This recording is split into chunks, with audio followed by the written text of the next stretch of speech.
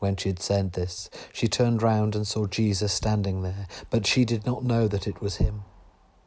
Jesus said to her, "Woman, why are you weeping? Whom are you looking for?"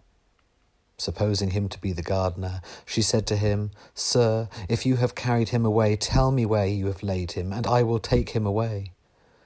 Jesus said to her, "Mary."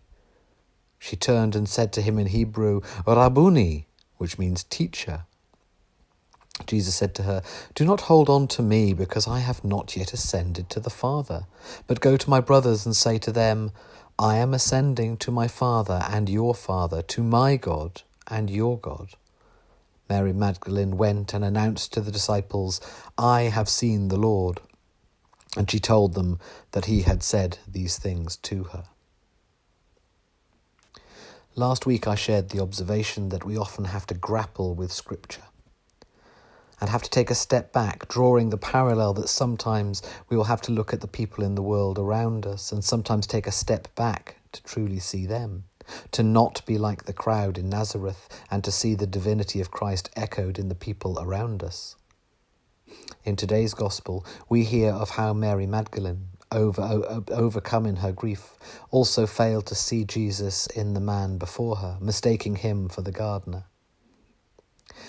Mary was so preoccupied with trying to do the right thing, so preoccupied in ensuring that Jesus' body was properly prepared, that she failed to see the gardener for whom he really was. There are parallels with Cleopas and his companion on the road to Emmaus, who similarly are recorded as not recognizing Jesus, their trance only being broken upon his breaking of the bread with them. Similarly, it is only when Jesus calls Mary by name that she recognizes him. And I cannot help be struck by the recognition that each of us are also pilgrims, are each also on a journey, and whilst we might not be physically journeying to Emmaus or not bodily present at the empty tomb, there are a great many circumstances in which we find ourselves unexpectedly called out by name or suddenly aware of the presence of Jesus in our lives. Each of us will have our own story, our own deeply personal and individual account of how and when we first noticed the living God in our lives.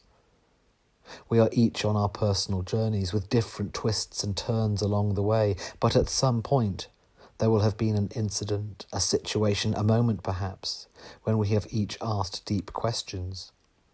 Is this all that there is? What is the meaning of life?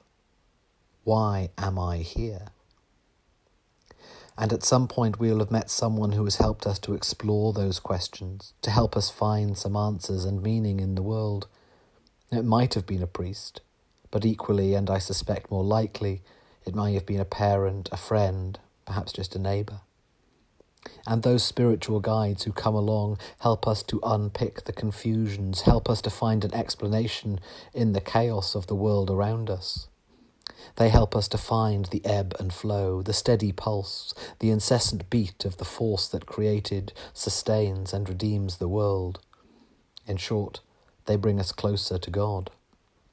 And we, shockingly often, are unaware of it at the time.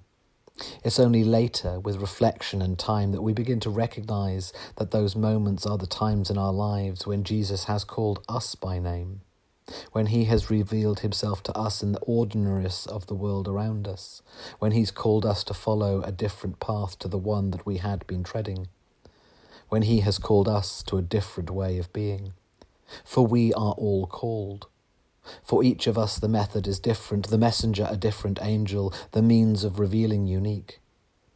All of which begs the question, just as last week the challenge was for us to try to find the glimmer of the divine Christ in the people around us, so this week I ask how we will recognise it when we do.